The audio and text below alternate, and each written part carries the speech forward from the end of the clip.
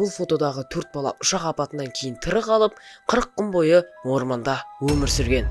Қазір мен сендерге бұл оқиғаның қалай болғанын және Robloxтағы 99 түн орманда ойынымен қандай байланысы бар екенін айтып беретін боламын. Сәлемдер, сіздермен бірге бұл меместер жас менің арнама қош келдіңіздер. Сіздер видео басталмай жатып, арнаға тіркеліп, видеоға аямай лайктарыңды басып кетіңдер. Ал біз бастаймыз. Әлемді таңғалдырған бұл оқиға осыдан 2 жыл алдын, яғни айтқанда 2023 жылдың 1 мамырында Колумбияда орын алған. Сол күні Колумбияның қалың Амазонка орманының үстінен ұшып келе жатқан кішкентай Cessna 206 ұшағында 7 адам болған еді. Оның 3-і ересек адамдар, ал қалған 4-еу болса кішкентай балдар еді. Олар Сан-Хосе-дель-Гуавера қаласына жетпей апатқа ұшырайды. Сапардағы адамдар бұл сапардың немен бітетінін білген жоқ еді. Ұшақ құлап бара жатқанда ұшқыш аэропортпен байланысқа шығып, ұшақтың құлап бара жатқанын айтып үлгереді.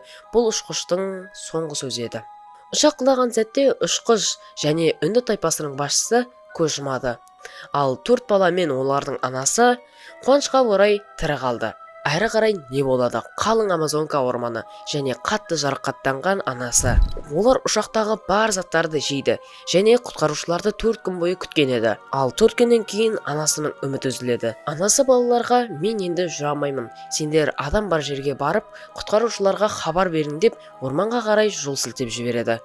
Сол кезде анасы өзінің өлетінін сезгендей. Себебі ол өзінің өлген мәйітін балаларға көрсетпеу үшін оларды жұмсап жіберген сияқты. Сол кезден бастап 13 жастағы Лесли бауырларына басшы болды.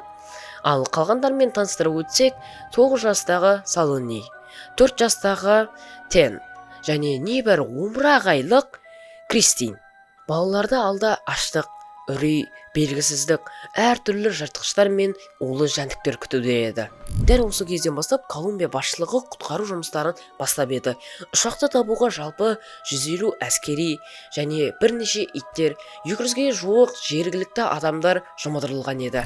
Балалар орманда не жеді? Жеміс-жидектер, жаңғақтар және өсімдік тамырларымен де қоректенген еді. Ал ормандағы кейбір ағаштардың жапырақтарынан жаңбыр суларын ішіп жүрді. 13 жастағы Леслидің үнді тайпасының қызы болғаны оған орманда өмір сүруге көмектескен сияқты.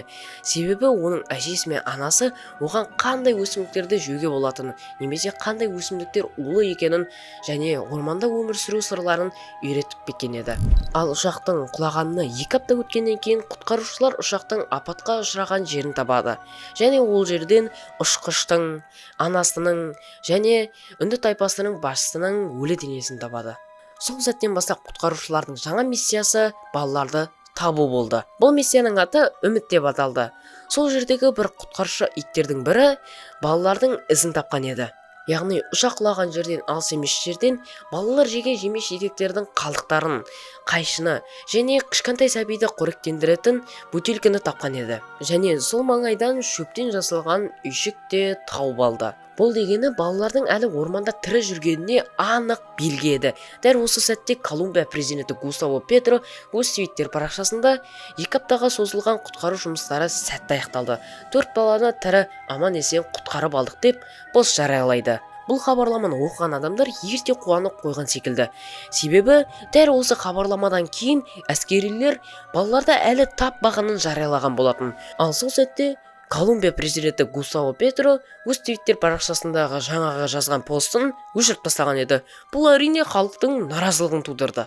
Бұл дүрбелеңнен кейін Колумбия құтқарушылардың қызметі балаларды табуға міндетті еді. Бірақ оларды табу қиынға соқты. Себебі 13 жастағы Лесли мен оның қасындағы бауырлары испан тілін қатты түсінбейтін. Сондықтан құтқарушылар олардың өздерінің әжелерін әкеліп өз тілінде сөреткен еді. Яғни үнді тайпа тілінде громкоговорителмен, қазақшасын айтқанда дауыс торайтқышпен орманға қарай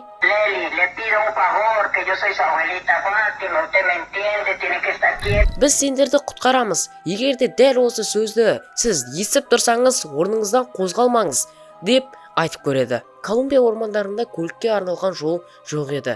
Тек бір жолы тік ұшақпен іздеу немесе самолетпен. Оның өзінде қиын еді. Себебі орман өте қатты тығыз.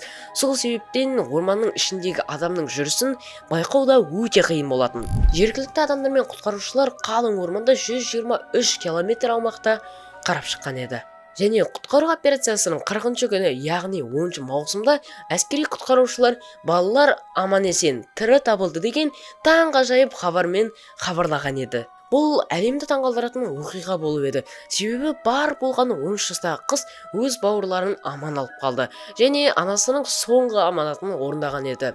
Жалпы 40 күн бойы Амазонка орманында тірі қалу оқиғасы ешқандай да ертегі емес. Қателеспеңіздер. Тіпті бұл оқиғадан шабыт алған IT мамандары, яғни ойын әзірлеушілер ойын шығарған еді. Бұл барлығыңыз білетін Roblox ойындағы 99 түн орманда ойыны. Және көп оқырмандар менен 99 түн орманда ойынның шынайы оқиғасын айтып берші деп сұраған еді.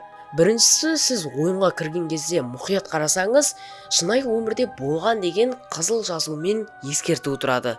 Ал екіншісі ұшақ апаты. Жалпы ойындағы картаны дұрыстап аралайтын болсақ, біз құлаған, яғни апатқа ұшыраған ұшақты көреміз. Ол ұшақ Колумбияда апатқа ұшыраған ұшаққа тікелей қатысы бар. Және жоғалған 4 бала. Біле білетіндеріңіздей, ойында біз 4 баланы іздейміз. Шын өмірде де, яғни Колумбияда жоғалған балдар да 4 бала еді. Мен сіздерге бірдеңе ескерте кетейін. Жалпы ойындағы балдардың аттары өзгертілген. Осымен сәйкестіктер біткен сияқты. Жалпы 99 түн орманда ойынының басты құбыжығын көп адамдар Колумбия аңыздарындағы Чоя Чакиға ұқсатады. Бірақ менің өз ойым ол Чоя Чакиға емес, Солтүстік Американың алгонкин тайпаларының аңызынан шыққан Венюго атты мақұлыққа ұқсайтын сияқты. Жалпы олардың ұқсайтын жері екеуінің де бойы өте қатты ұзын және түрлері де қорқынышты. Олар өте қатты арық. Олардың бет-бейнесіне мән беретін болсақ, олардың түрі бұғыға ұқсайтын сияқты, екеуінің де мүйіздері де бар. Бұл қорқынышты құбыжықтарды ойынға қосқан себебі ойынға қорқынышты атмосфера мен динамика беру үшін. Ал шын өмірге келетін болсақ, балалар бұндай қорқынышты құбыжықтардан емес, әртүрлі улы жәндіктерден және жыртқыштардан қорқып тығылып өмір сүрген еді. Мен сендерге қолымнан келгенше шын өмірмен ойындағы байланысты жақсы түсіндіріп берген сияқтымын.